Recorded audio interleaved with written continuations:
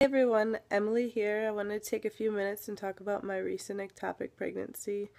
It's been a really hard week on me, and it's really hard to remain positive, and I'm doing the best I can as always. Um,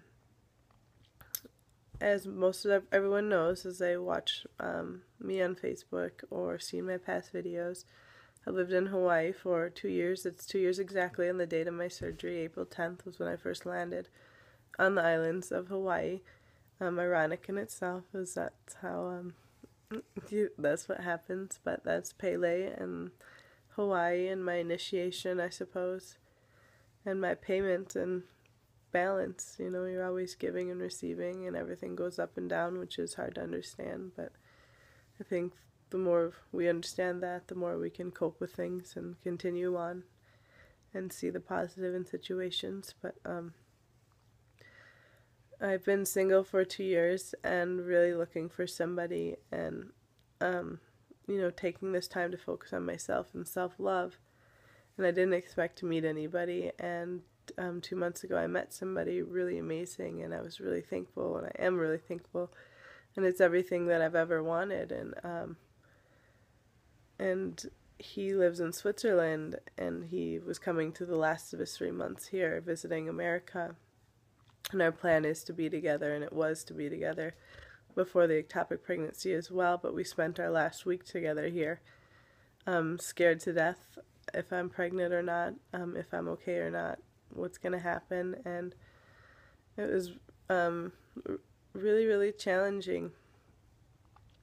And a week ago I found out I was pregnant. I took an at-home test, but I was bleeding, so I went to the hospital to find out what was going on, and they said it was possible ectopic pregnancy, but it was also possible that it was a normal pregnancy. And I've already been through this before and had my left fallopian tube removed due to an ectopic pregnancy bursting inside me, erupting inside me, and internal bleeding, and so I knew that was a possibility, so I didn't want that to happen again.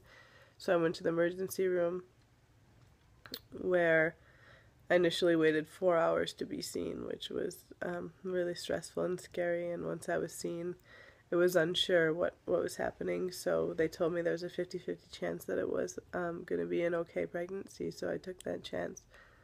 And I wanted to wait, and I was going to wait a few days and come back for a hormone testing. Well, the next day I started having pain, so I went in again, to which they still were uncertain if it was ectopic or not, and so it was really nerve-wracking, wondering if I was going to be okay. Am I ectopic? Am I going to be pregnant? It was really emotionally up and down, of happiness and sadness. And I was sent home with painkillers and just to wait it out and to come back for another hormone test. And when I had the follow-up hormone test, it showed my numbers had doubled, which indicate a normal pregnancy. So the doctor told me that it was probably more than likely a normal pregnancy, and it wouldn't double like that if it was ectopic. So I had an ultrasound plan. So the next few days I went to the ultrasound, where they should have seen something in the uterus, and when I got there they did not see anything in the uterus, unfortunately.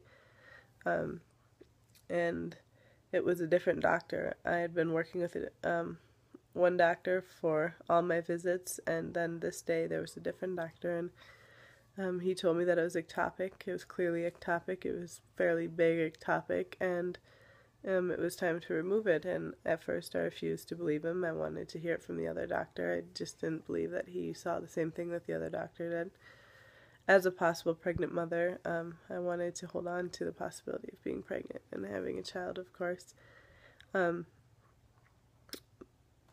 the other doctor got a hold of me and told me the results, and so I knew then that I would have to get it removed. And there was a lot of uncertainty and unclarity between all of my visits in the hospital and from the doctors, and I'm not really angry about it. I mean, there's a lot of things that could have been avoided and done sooner and more efficiently, but I also think maybe I had to go through some of the things and some of the anxiety and fear, and maybe this was meant to happen, one, for my relationship, to make me and my boyfriend stronger, and the other is, maybe I'm just not supposed to be a mother naturally right now, and this is preventing something. I'm not sure.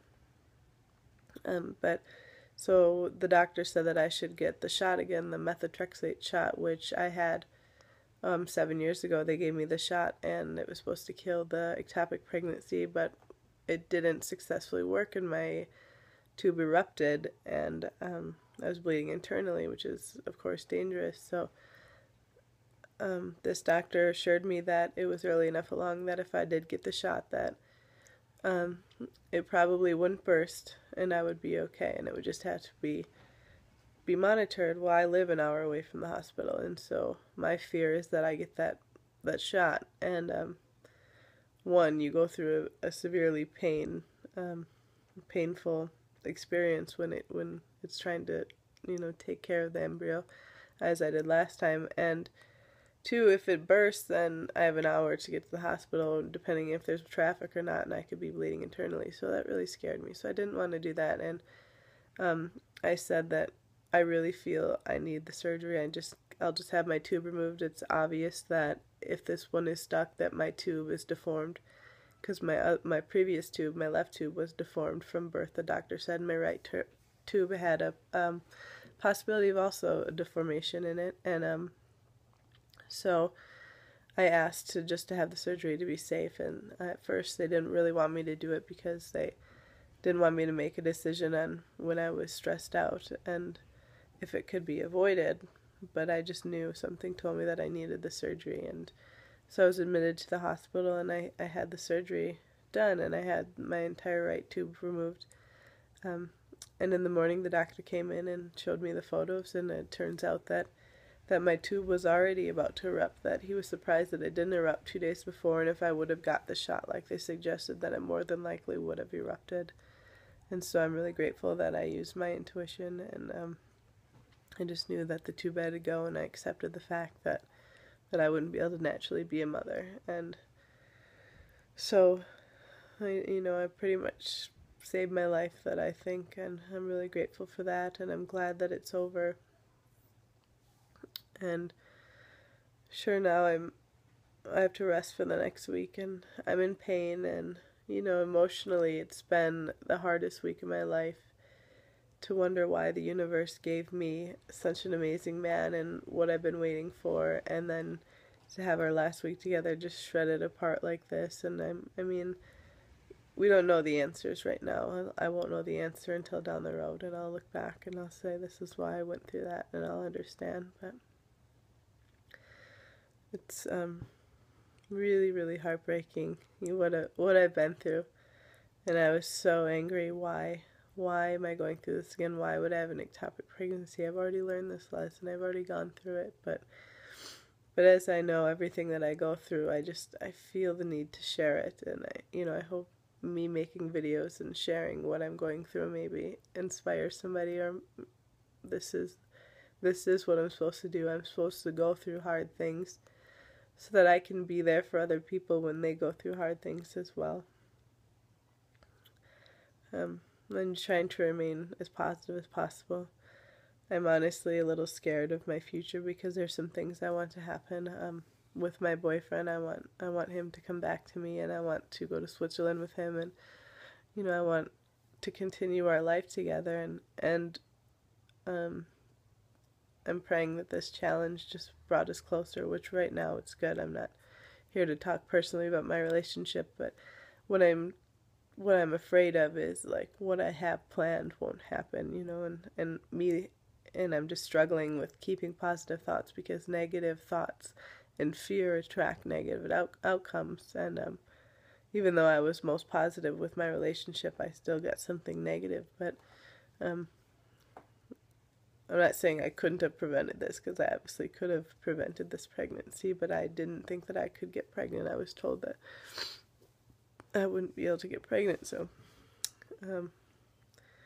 but I'm just working really hard right now to believe in myself and my path, and believe that the universe has good intentions for me, and it only gave me what it knew I could handle, and that I am still loved. And I'm really thankful for the people in my life, my family back home. It's hard when nobody can be here with me, and to go through this alone. I have two incredible roommates, two gentlemen that I live with that were there for me through the entire thing and at the hospital with me, and it's really hard for my boyfriend not to be able to be here. It's hard on him in Switzerland, and he has to work on his passport before he can be with me, and so that's what I'm going through is really being through this alone, and I'm not saying alone. I have my support system. I have my two roommates. I have my good girlfriend came to visit me last night, brought me beautiful flowers. And I know I'm loved everywhere. I have people who love me everywhere. So I'm not saying that I'm alone in this at all, but I am, and it's for me. This is my challenge, one of my challenges, and it seems like every few months to a year I get something that's pretty big that I have to work through, and not that I'm trying to manifest that again, but over my 2 years in Hawaii, it has not been all pleasure, and it hasn't just been a joyride or anything like that. It's been constant work. It's been constant self-work, learning to love myself, forgive myself, dealing through minor lessons, to going through some really big lessons, and this is by far the hardest, most challenging thing I've ever gone through in my life, and the fact that I'm even emotionally stable right now I can be proud of, I'm sure, and I'm thankful that I'm okay, and that I'm loved, and that I have all that I have, and I'm going to work every moment to remain positive and believe that my dreams are going to come true, and that this needed to happen as an essential part towards my goal. And I'm really thankful for all the support I got on Facebook. I had a lot of kind words from people, and I wasn't going to even share about my pregnancy, even if it was normal, for a long time, but I've almost run out of, the desire to share my life, but this kind of sparks it up again. Maybe I am just supposed to be an inspiration, and I really hope that I can be, and my end dream in life is still to have a wellness center, an empowerment center where I heal people or teach people how to heal themselves or inspire people, somehow create a space where I can listen to people and share my story and just hold space for people, and do something along the line of that. So I have a lot of time to sit here and think and dream, and just hope and pray that the universe supports me and gives me what I want and doesn't throw me any more challenges for a while. And so that's what I'm hoping for. Well, I hope everyone enjoyed watching my video, and I send everyone lots of aloha and love. And thank you very much. Bye-bye.